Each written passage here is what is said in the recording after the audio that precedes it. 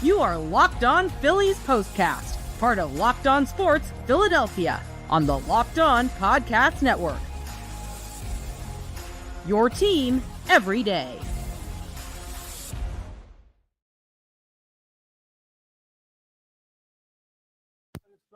This right here. Hi, there we are. Hi, welcome into the show, everybody. My name is Mark Farzetta. This is Locked On Phillies Postcast of the Locked On Sports Philadelphia YouTube channel. It's great to have you along for the ride. Appreciate you guys sticking with me yesterday during a little camera outage. Glad that we're up and running again. So nice to see you. Welcome in. Hey, look. I understand it's the Marlins. I understand that in all seriousness, we shouldn't be all, excited and happy about the fact that they split with the Marlins. So even when they were down 6-2, and I'm thinking to myself, hey, you know what? Maybe they come back against the Marlins. I'm thinking, yeah, that'll be cool. Come back from 4 runs down against the Marlins. Okay? I'm a big fan of, the late, great comedian Norm Macdonald, and these games make me think of him because it basically ends with a punchline like Norm Macdonald would deliver. The Marlins. That's how it makes me feel. But bottom line is, they won the game. And because they won the game, I feel a lot better than if they lost the game. Am I overjoyed? Am I very happy? No. I'm just happy that they won. Splitting the series with the Marlins, that's at least the least you should do against the Marlins, really. The least you should do is take 3 out of 4. They end up splitting. But look, look, we all know what's going on with this lineup. I don't care, in all honesty, that you have the MVP of the league, maybe the MVP of the league, or at least second MVP in the league, and Bryce Harper being out of the lineup. Maybe he's the MVP for a reason, because he is the most valuable player in the whole National League right now. So maybe that's a big part of it. Maybe missing Kyle Schwarber has a big part of it. Maybe that's a huge part of it, right?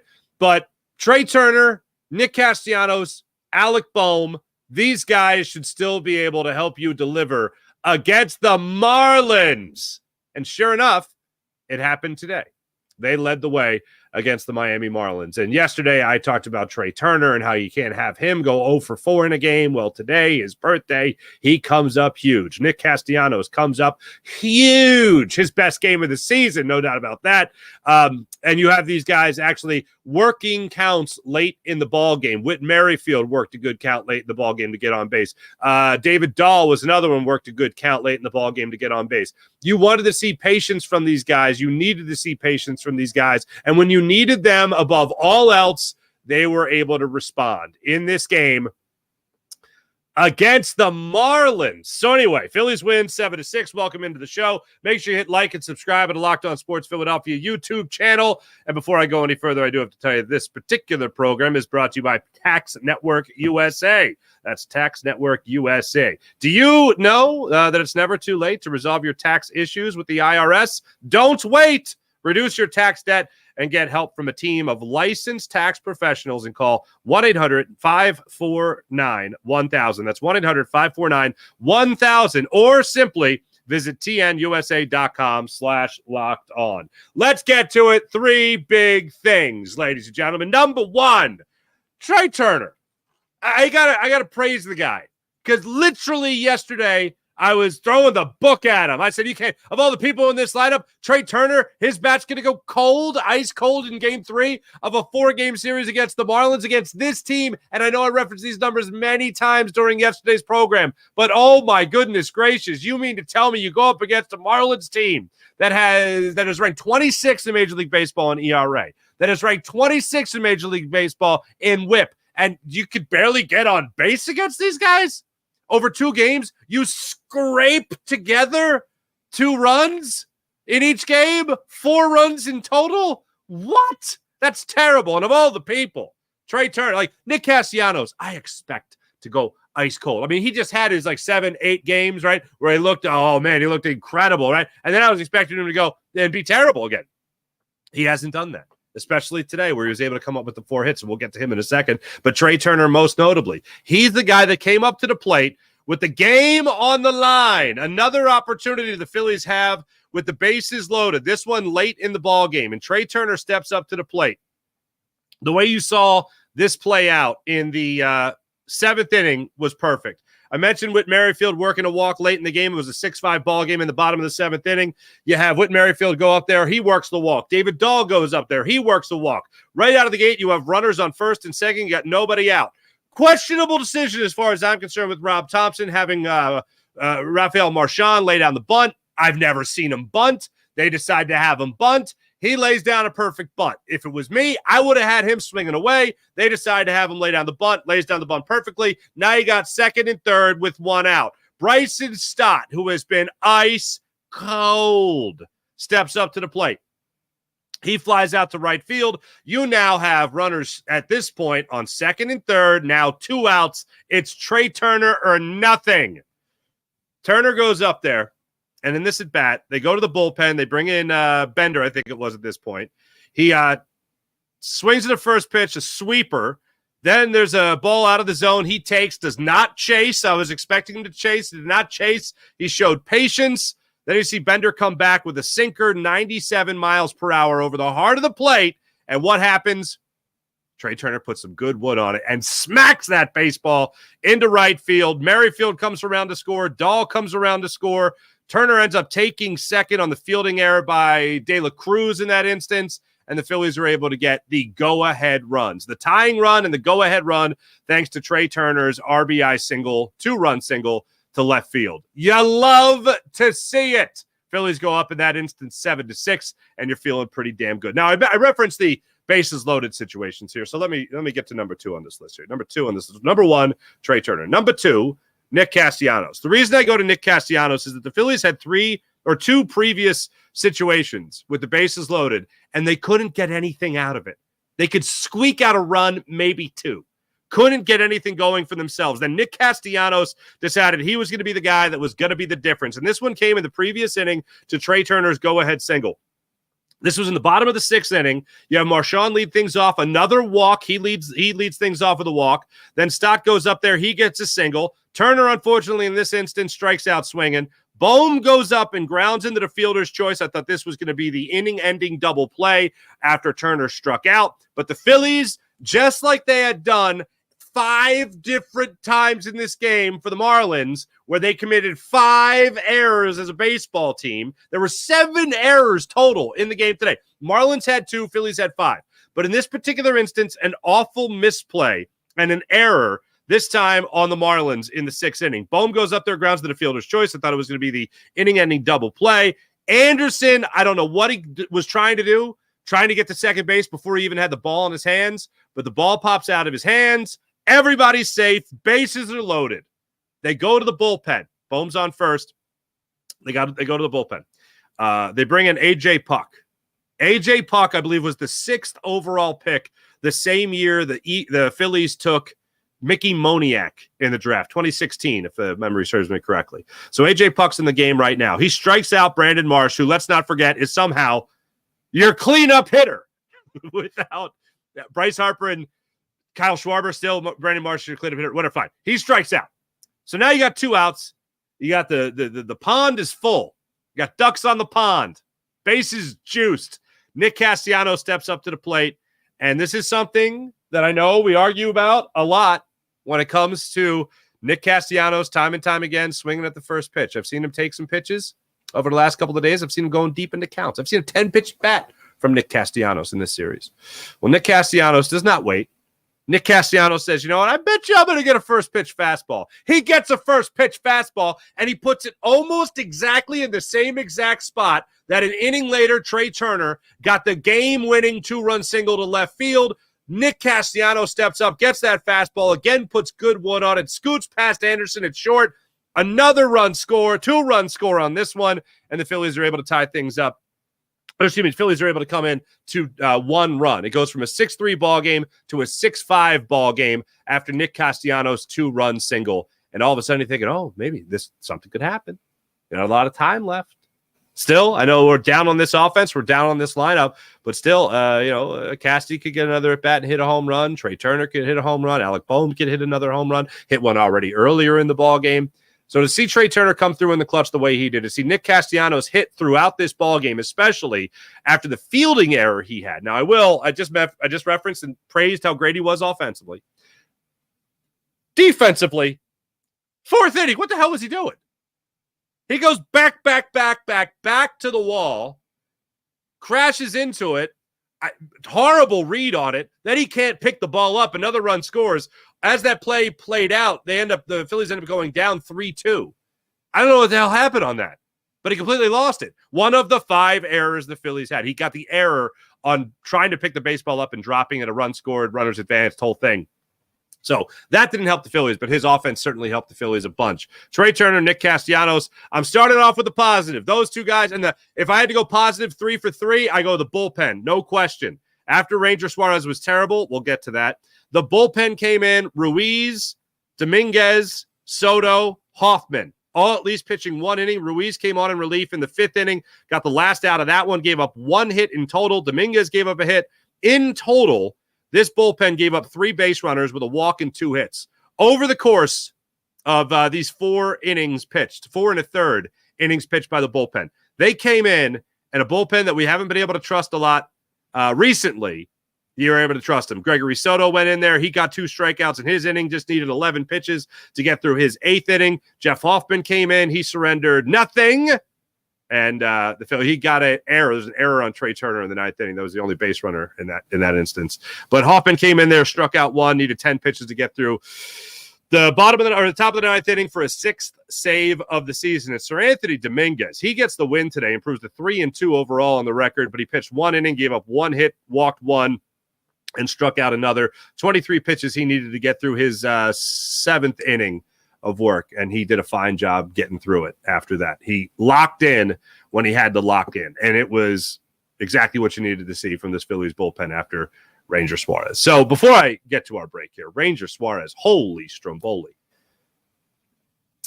Yeah, that was the worst I've ever seen Ranger Suarez.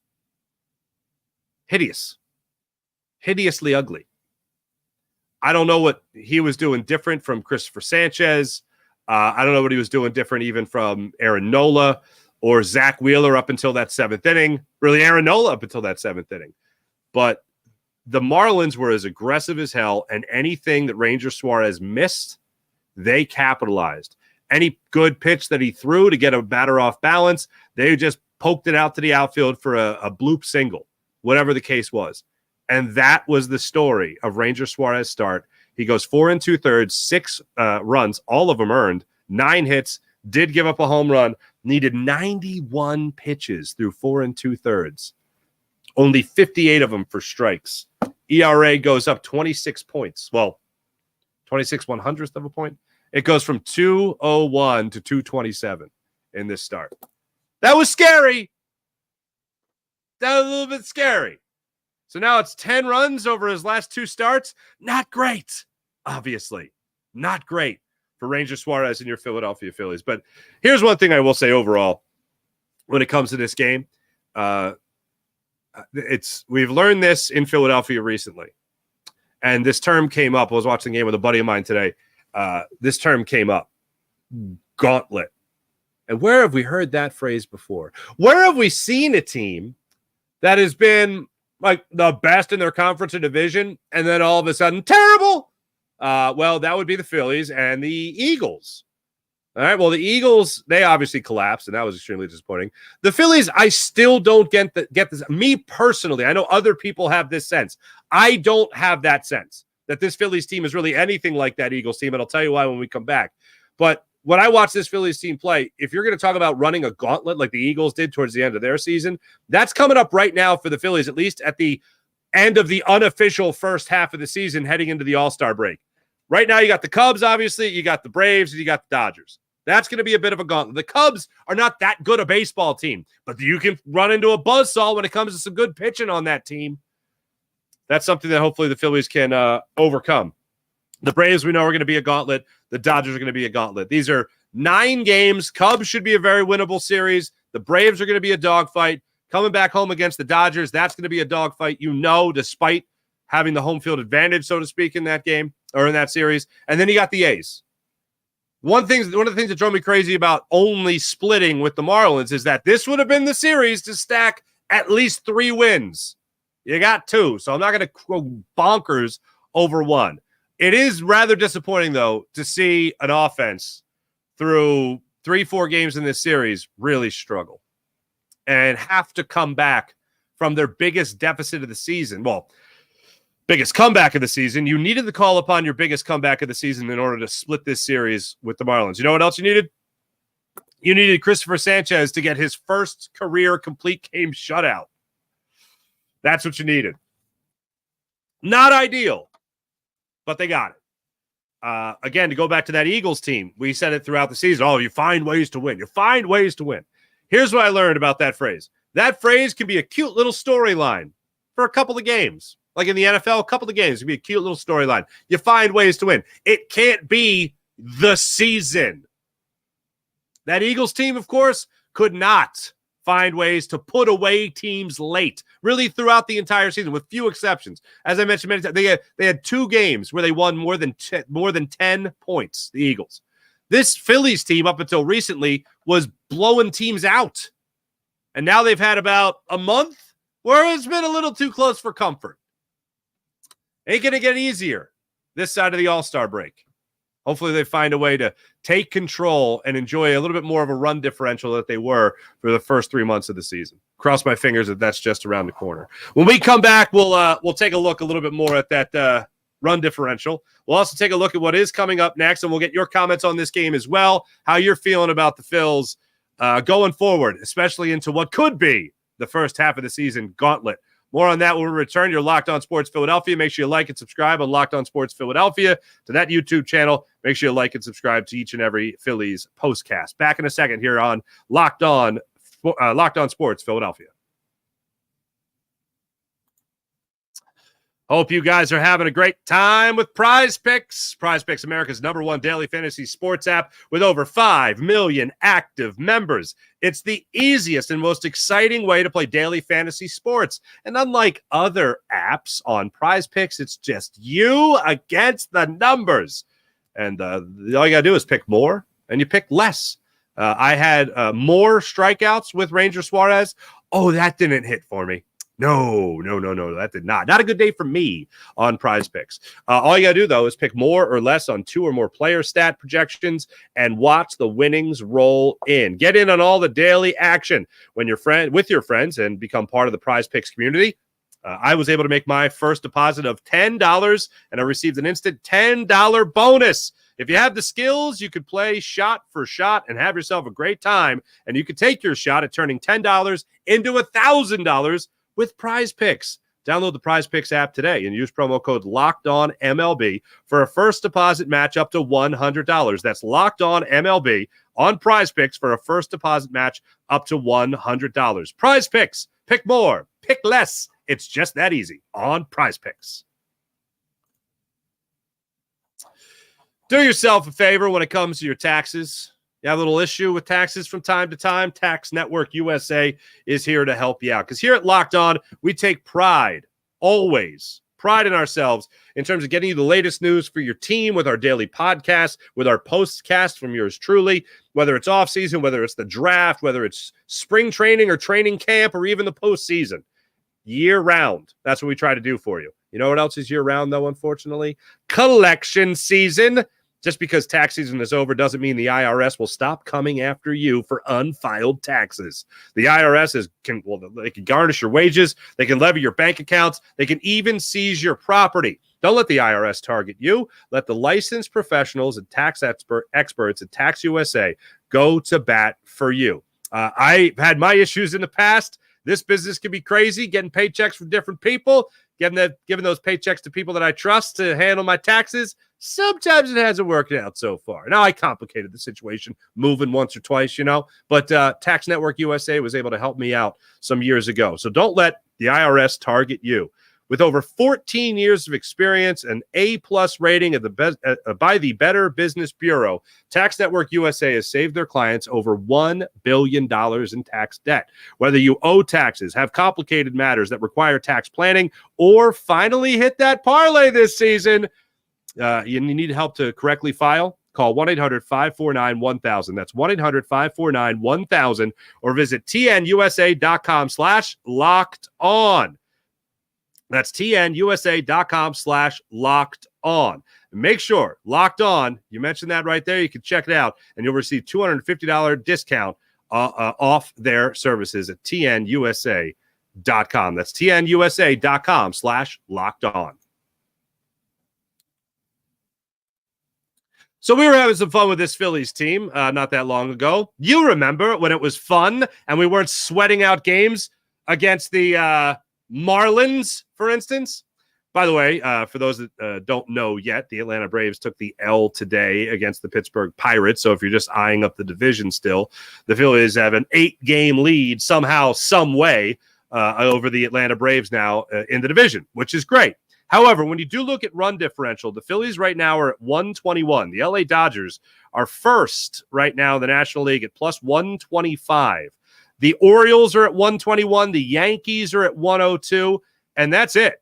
The Phillies right now are second only to the Dodgers and tied with the Orioles for the second best run differential in all of Major League Baseball. Now, you might say, oh, well, they got 55 wins on the season. Nobody else has got that. Well, the Yankees got 54. The Orioles got 53. So it's a pretty close race in that regard. The Dodgers have 52.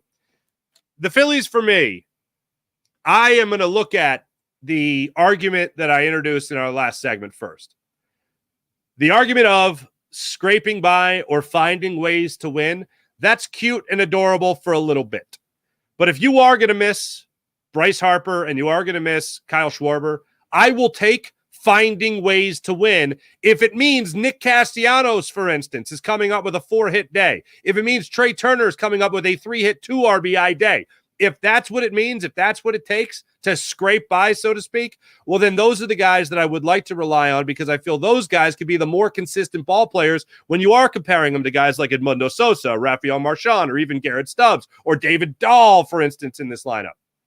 If Stott can come around with consistent hitting and you have those guys driving them in behind him in the time that you're not having Kyle Schwarber lead things off from this team, I'll take the scratching and clawing. But we're going to learn a lot about this Phillies team. Maybe not as much in the Cubs series coming up in Wrigley starting Tuesday, but a hell of a lot more in that Braves series coming up in Atlanta after that, and a heck of a lot more in that Dodgers series in South Philly after that. You can't expedite the process. You got to play the games that are in front of you. Phillies, I'm hoping they can come out with at least 2 or 3 out there in Chicago and right the ship just a little bit. In the meantime, let's see what you guys have to say and how you guys are feeling about this Phillies team splitting with the Marlins. Christopher Michael, that was ugly. We're in trouble next week if we play like that. Good game, Casty. Oh, Nicky 3 buttons. How about Nicky 4 hits? Huh? Oh, Nicky 4 hits. IBH, woo, hi, everyone. Not sure I can make it till the big guys come back. Oh, no. IBH, we're in this together. Look at me. We could do this. We could do this together, brother. We could do this together. But I feel what you're saying. Totally feel what you're saying. Sir Sketchable, what's up? All I have to say is it felt fantastic to watch a perfectly executed sacrifice bunt. Thank you, Marchand. Fair enough. Fair enough. Very true. Amen to that. An actual sack bunt. I know we could get excited, right? Julian C. No wrong answers. Thank you. Where am I at here? Here I am. The left on base count today was it 13 today? That's not surprising. Now, what's surprising, it wasn't more with considering the amount of times the Phillies had base on. Oh my God, 3 for 17 with runners in scoring position. Yeah, that's pitiful. That is pitiful. Bohm 0 for 2 with runners. Nick Castellanos 2 for 3 with runners in scoring position. Phillies are the team today, 3 for 17 with runners in scoring position, leaving 13 men on base. Not great. Pretty terrible, actually. Thank you, Julian. IBH, well, the silver lining is that the bullpen really came through. I'm going to put it like this. As far as the silver lining goes, again, I'm going to revert back to good old Norm Macdonald. The Marlins. I'm a big believer in the you can only play who's in front of you. If there was a game that the Phillies played down to their opponents, oh, baby, it's pretty much the majority of this series. A team led by, forget about Bryce Harper, forget about Kyle Schwarber for a second. A team led by Trey Turner, Alec Boehm, Nick Castellanos, a team led by those guys in particular, with the best pitcher in baseball on the mound, those guys should be able to beat the Marlins. That's how I feel about it. And they did. It wasn't easy. It was a little harder than I would have liked. But yeah, 2 out of 4. 500 baseball against this squad. A win is a win. I'm happy for the win. Not overjoyed. When I look at series like this, really in any sport where a really good team plays a really bad team, regardless of division, like I consider them prove-it games. Prove you are that much better than that lowly team over there. 500 doesn't really prove it. The record certainly proves it, but in the game, not so much.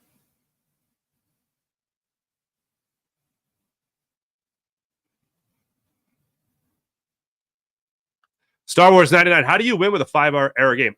Well, you play the Marlins. That's how you do it. And they have to have 2 errors. Seriously, Larry, what has Cassie done for us lately? Choked in the last at bat.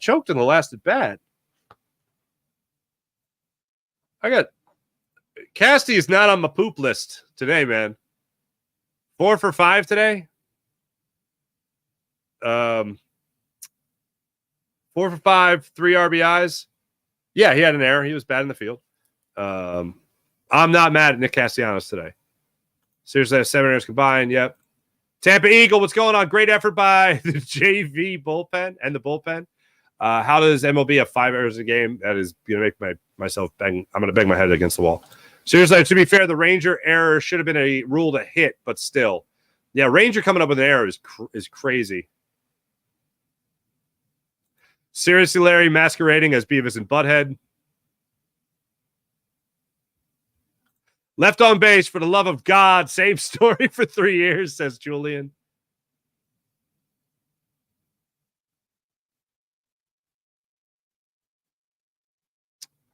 Jose Perez, what's going on? Ready to hear my wild prediction for the month of July? Phillies go 21-3. 21-3. I'll take it. Star Wars 99.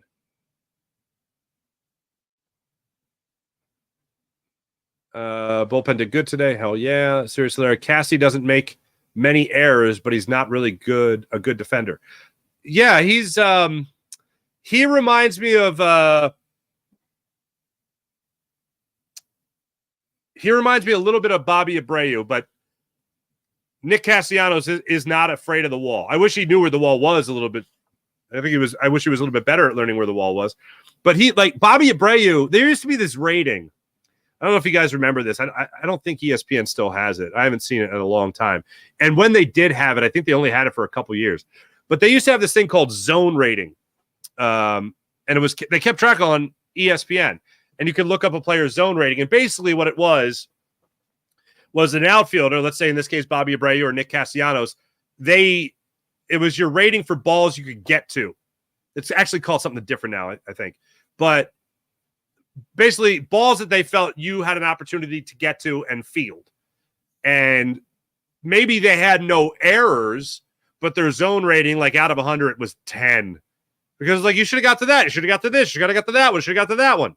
And they just didn't get to it because they were slow or had bad reads.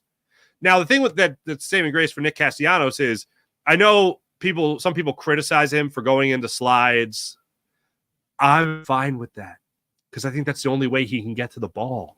And he's not fleet of foot. So sometimes he does need to lay out where another guy would just make the running catch. Not Nick Castellanos because he's not fast.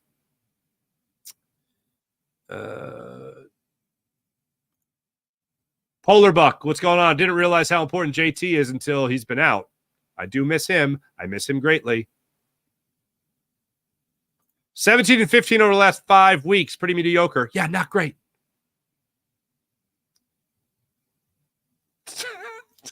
Luis Dario, what's going on? Nikki Two Bags is back for now.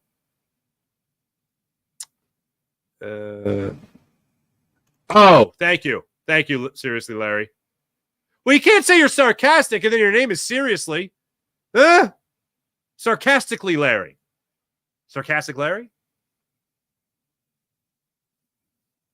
Ryan Campbell, Cassie kind of is what he is at this point. Yeah, I'm not looking for like Nick Castellanos to, the leopard changes spots or whatever.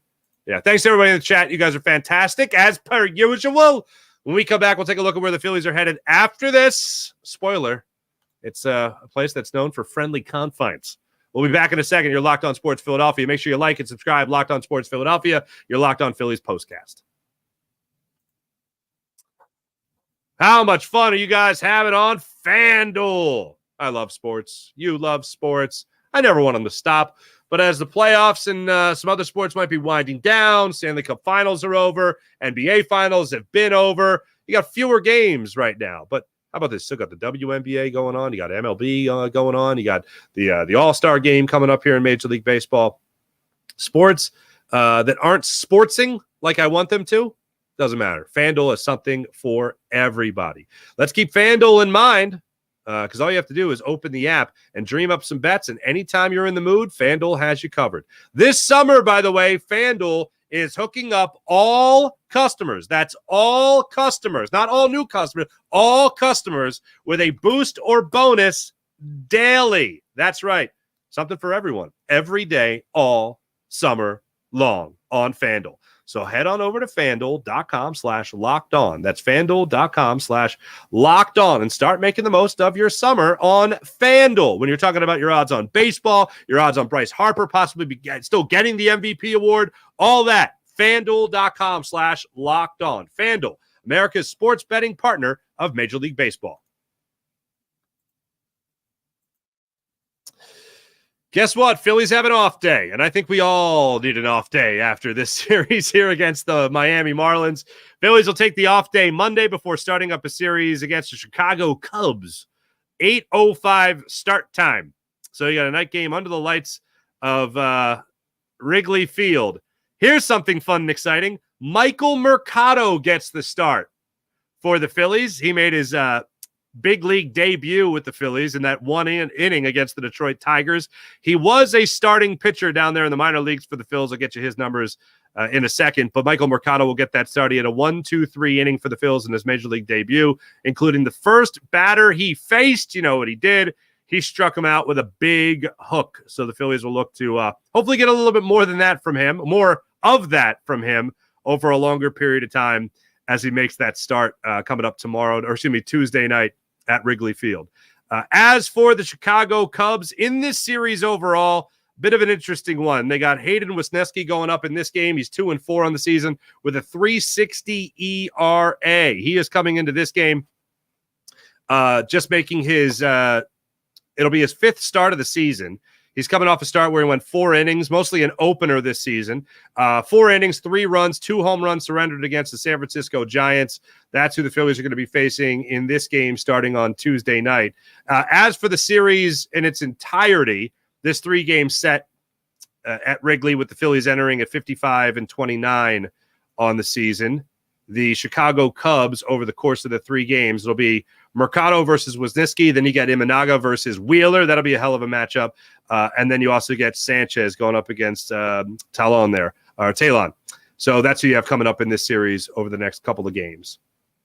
I look forward to seeing that. I had in my notes Mercado's minor league numbers, and for whatever reason, they're not being kind. So if you hang with me for 1 second, I want to make sure I get these numbers to you guys because I feel like that's important. He had been a starter in his minor league years, and he came up to the Phillies as a starter. So there we go. This season, 10 games for the Lehigh Valley Iron Pigs. 10 starts, I should say. 14 games, 10 starts. He has pitched a total of 47 innings, and he has been able to post the ERA of 1.71. Not too shabby. Not too shabby at all. You love to see it. Ladies and gentlemen, thanks for watching. Thanks for listening. Much appreciated. Make sure you like and subscribe to the Locked On Sports Philadelphia YouTube channel. That's Locked On Sports Philadelphia YouTube channel. Thanks, everyone. Be back with you guys Tuesday night following the Phils and Cubbies taking it on in Chicago. Thanks, everyone. See you then.